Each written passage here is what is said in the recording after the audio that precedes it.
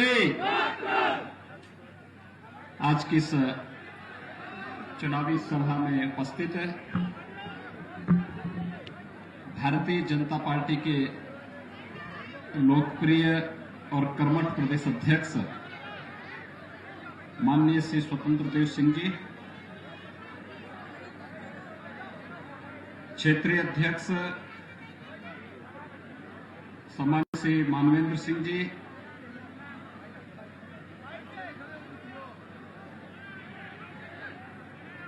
जिला के अध्यक्ष कानपुर नगर का ग्रामीण क्षेत्र श्री कृष्ण मुरारी शुक्ला जी, माननीय सांसद श्री देवेंद्र सिंह भोले जी, उत्तर प्रदेश सरकार में मेरे सहयोगी मंत्री औद्योगिक विकास और अवस्थापना के मंत्री माननीय श्री सतीश महाना जी, श्रीमती नीलिमा कटियार जी, जय कुमार सिंह जैकी जी, चंद्रिका प्रसाद उपाध्याय जी, माननीय सांसद सुब्रत पाठक जी, प्रदेश उपाध्यक्ष प्रकाश पाल जी, प्रांशुदत्त द्विवेदी जी, देवेश कोरी जी, जिलाध्यक्ष कानपुर दक्षिण बिनारिया जी, अविनाश सिंह चौहान जी, हमारे विधान परिषद के सदस्य अरुण पाठक जी, माननीय विधायकगण निर्मला शंखवार जी, अभिजीत सिंह सांगा जी, भगवती सागर जी, महेश त्रिवेदी जी, प्रतिभा शुक्ला जी और आज के इस कार्यक्रम में उपस्थित घाटमपुर विधानसभा क्षेत्र से भारतीय जनता पार्टी के लोकप्रिय प्रत्याशी सुपेंद्र पासवान जी और भारी संख्या में उपस्थित घाटमपुर विधानसभा क्षेत्र से जुड़े हुए सभी उपस्थित भाइयों बहनों, आदिशक्ति मां भगवती कुष्मांडा की इस पावन भूमि को भारत के स्वाधीनता आंदोलन को एक नई गति देने वाले, एक नई दिशा देने वाले महान स्वतंत्रता संग्राम सेनानी भारत माता के उन सभी सपूतों को कोटि कोटि नमन करते हुए मैं घाटमपुर विधानसभा क्षेत्र के आप सभी मतदाता भाइयों बहनों का हृदय से अभिनंदन करता हूं, आपका स्वागत करता हूं।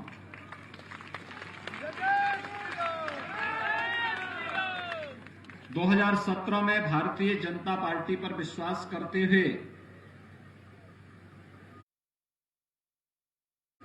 आपने श्रीमती कमला रानी वरुण जी को अपना विधायक चुना था और उत्तर प्रदेश सरकार ने उन्हें प्राविधिक शिक्षा का मंत्री बनाया। विकास की प्रक्रिया के साथ जब ये क्षेत्र जुड़ रहा था, उस समय दुर्भाग्यपूर्ण तरीके से उनकी दुखद मौत होती है और हमें उपचुनाव में आपके बीच में आना पड़ा है। मैं इस अवसर पर श्रीमती कमला रानी वरुण जी को विनम्र श्रद्धांजलि अर्पित करते हुए घाटमपुर क्षेत्र की जनता ने जो विश्वास व्यक्त किया है, उसके लिए लोकसभा चुनाव में, पिछले विधानसभा चुनाव में, इसके लिए आप सबका हृदय से आभार व्यक्त करते हुए अभिनंदन व्यक्त करता हूं। भाइयों बहनों, पूरी दुनिया वैश्विक महामारी कोरोना से जूझ रही है और कोरोना जब तक कोई दवा या कोई वैक्सीन नहीं आती है, मात्र बचाव ही इसका एकमात्र उपाय है। संक्रमण को रोकना हर एक स्टेज पर और उस संक्रमण को रोकने के लिए भाइयों बहनों हमें निरंतर सावधान होना होगा। आपने अभी परसों ही विजयादशमी का पर्व मनाया है। आदिशक्ति मां भगवती का पावन पर्व शारदीय नवरात्रि का पवित्र आयोजन भी संपन्न हुआ है।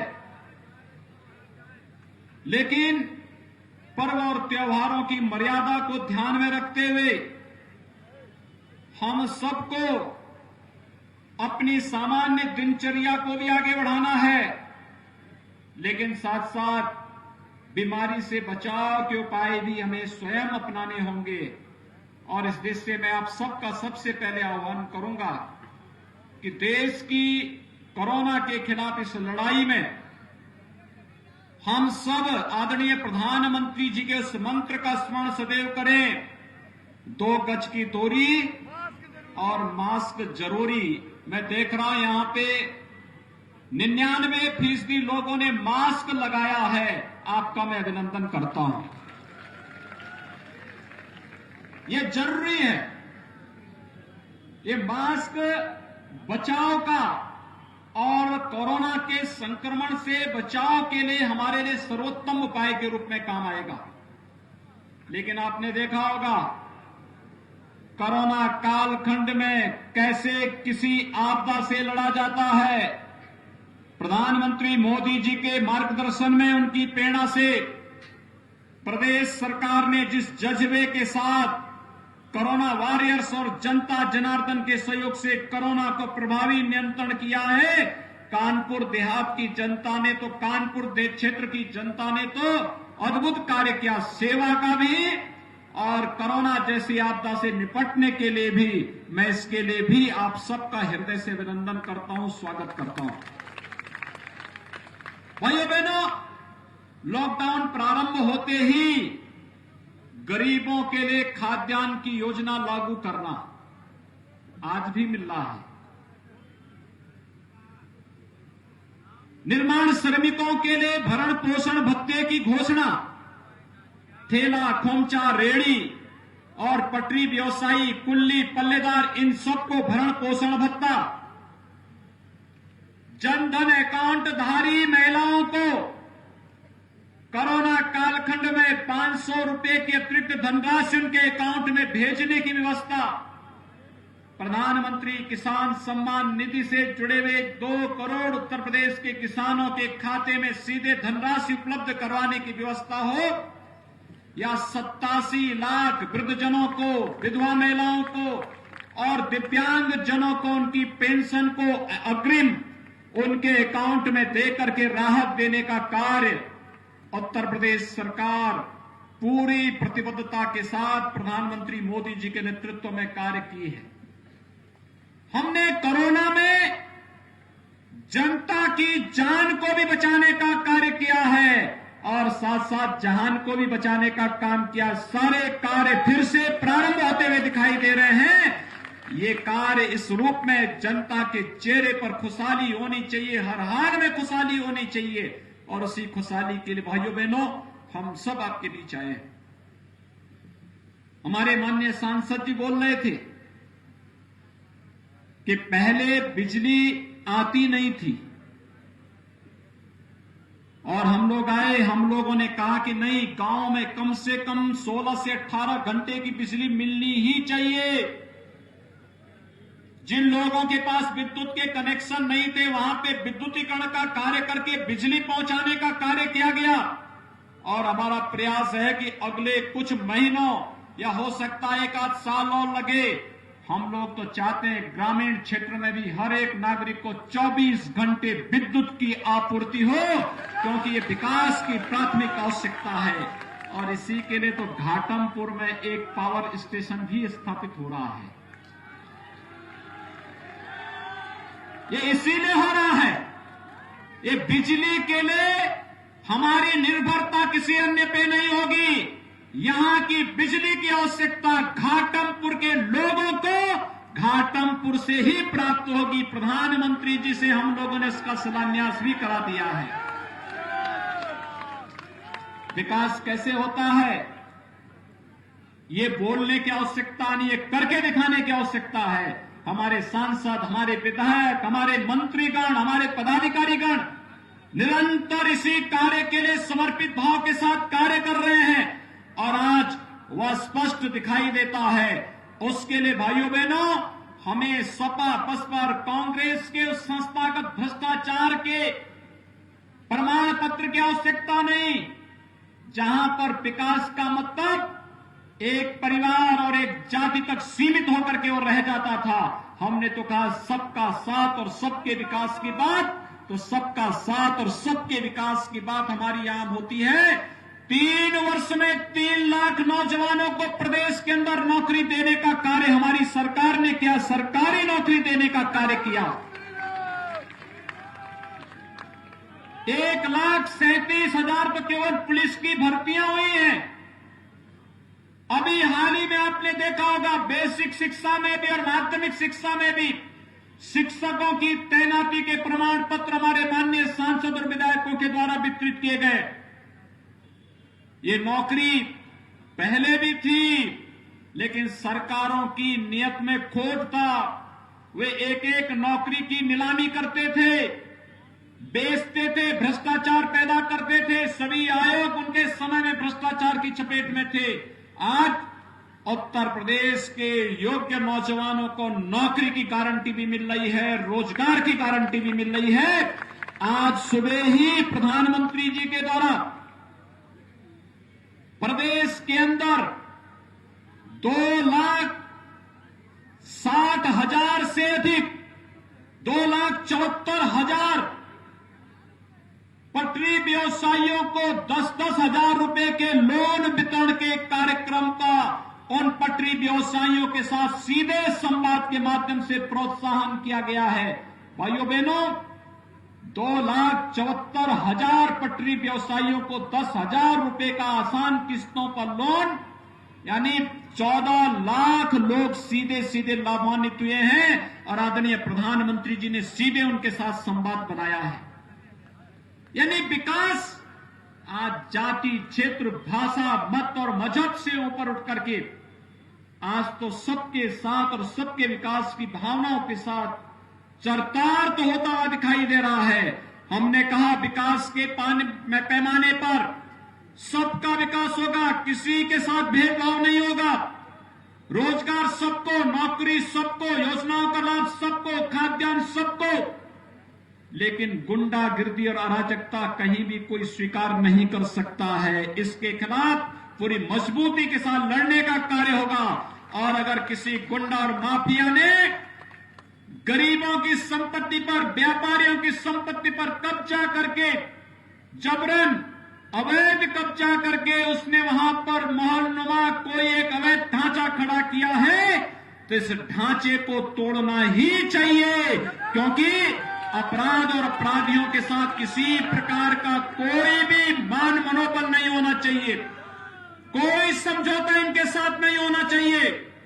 हमें 24 करोड़ लोगों की सुरक्षा को देखना है और 24 करोड़ लोगों की सुरक्षा को ध्यान में रख करके एक कार्यक्रम आगे बढ़ रहे हैं। हमने कोई भेदभाव नहीं किया किसी के साथ। 30 लाख लोगों को 3 वर्ष में आवास दिए, 2 करोड़ 61 लाख लोगों को एक शौचालय उपलब्ध करवाए गए, 1 करोड़ 24 लाख परिवारों को निःशुल्क विद्युत के कनेक्शन उपलब्ध करवाए गए, 46 लाख लोगों को रसोई गैस के निःशुल्क कनेक्शन उपलब्ध करवाए गए। प्रदेश के अंदर आयुष्मान भारत में जितने लोग छूटे हुए थे, मुख्यमंत्री जन आरोग्य योजना के अंतर्गत उन लोगों को भी 5 लाख रुपए की स्वास्थ्य बीमा का कवर देने का कार्य किया गया। भेदभाव योजनाओं में नहीं, सभी लोगों तक विकास पहुंचाएंगे, योजनाओं का लाभ पहुंचाएंगे। प्रदेश के अंदर राजनीति की दूरी जाति, मत और मजहब को नहीं बनने देंगे। राजनीति की दूरी गांव बनेगा, गरीब बनेगा, किसान बनेगा, नौजवान बनेगा और महिलाएं बनेंगी। इन लोगों तक विकास की योजनाओं को पहुंचाने का कार्य करेंगे। हम लोग जब पहले आते थे, 17 के पहले लोग कहते थे क्या सुरक्षित रह पाएंगे, क्या बिजली मिलेगी? क्या सड़कें ठीक होंगी? आज भाई मुद्दा नहीं, क्योंकि इसका समाधान पिछले 3 वर्ष के अंदर प्रदेश की सरकार ने और पिछले 6 वर्ष के अंदर आदरणीय प्रधानमंत्री मोदी जी के नेतृत्व में केंद्र की सरकार ने इन समस्याओं का समाधान किया है। लेकिन जब पिछले लोकसभा चुनाव में हम लोग आए थे, तब लोगों ने एक प्रश्न हमसे किया था और लोगों ने पूछा था कि क्या जो आप कहते थे कश्मीर के बारे में कि एक देश में 2 प्रधान, 2 निशान और 2 विधान नहीं चलेंगे, क्या ये नारा साकार होगा? हमने कहा प्रधानमंत्री मोदी जी को दूसरी पारी तो खेलने दीजिए। और भाइयों बहनों, आप याद करिए 5 अगस्त 2019 को प्रधानमंत्री मोदी जी ने कश्मीर से धारा 370 को सदैव के लिए समाप्त करके एक देश में 2 प्रधान, 2 निशान और 2 विधान नहीं चलेंगे के नारे को सार्थक किया। लोग कहते थे कि आप आते हैं, हमेशा कहते हैं, एक ही बात को कहते थे कि रामलला हम आएंगे, मंदिर वहीं बनाएंगे, लेकिन क्या तारीख भी बताएंगे? ये बोलते थे ना आप लोग, मीडिया के हमारे मित्रगण बोलते थे। लेकिन भाइयों और बहनों, मैं आप सबको बताना चाहता हूं कि 5 अगस्त 2020 को अयोध्या में से राम जन्मभूमि के भव्य मंदिर का शिलान्यास और शुभारंभ कार्य का शुभारंभ भी प्रधानमंत्री मोदी जी के कर कमलों से संपन्न हो चुका है।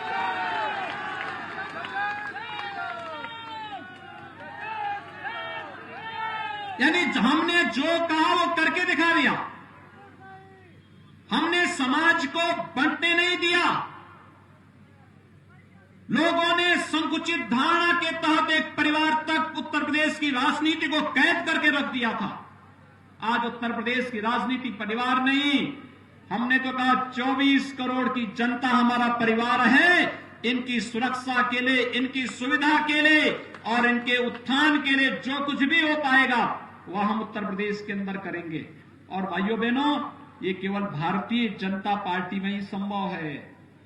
सपा हो, बसपा हो, कांग्रेस हो, यहां पे तो इन्होंने देश को और पार्टी को परिवार तक सीमित रख दिया है। परिवार के बाहर कोई जा नहीं, सोच ही नहीं सकता।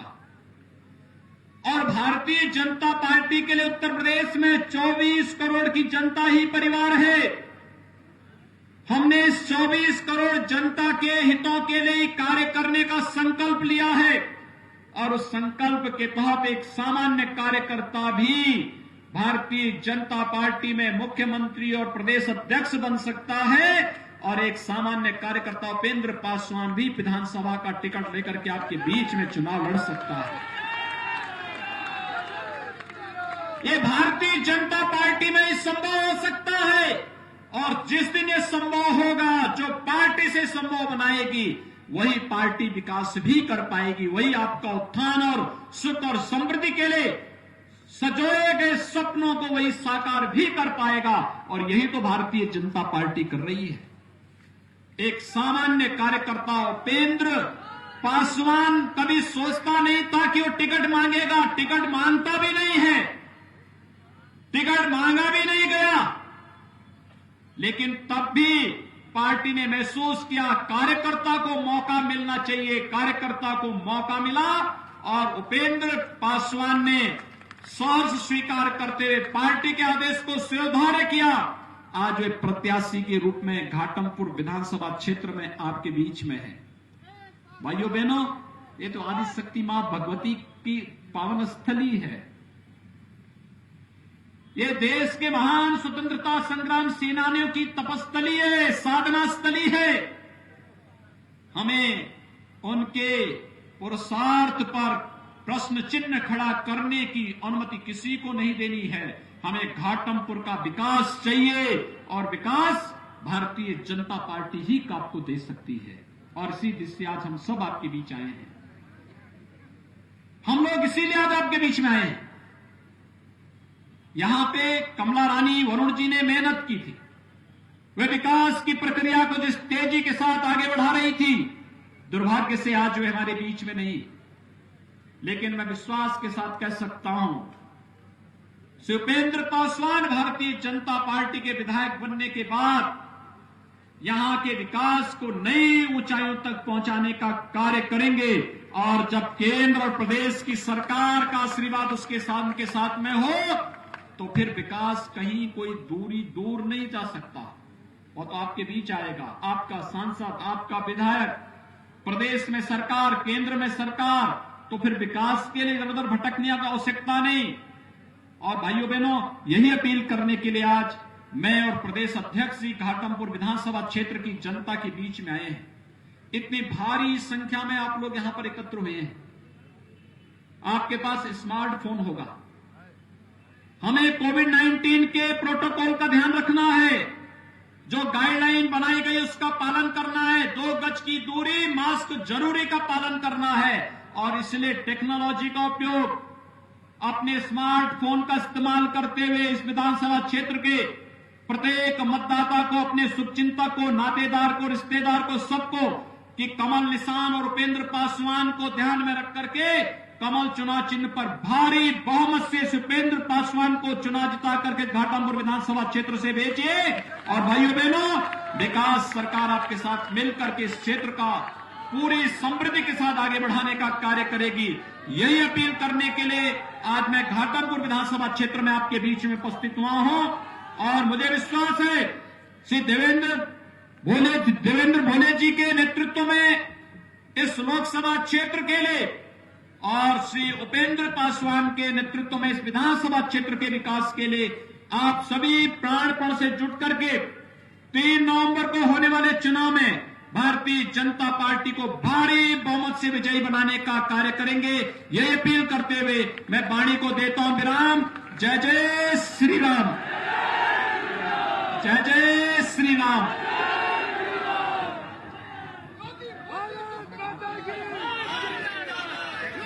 श्री कृष्ण मुरारी से आग्रह करूंगा तो सभी मान्य अतिथियों के प्रति आभार व्यक्त करते हुए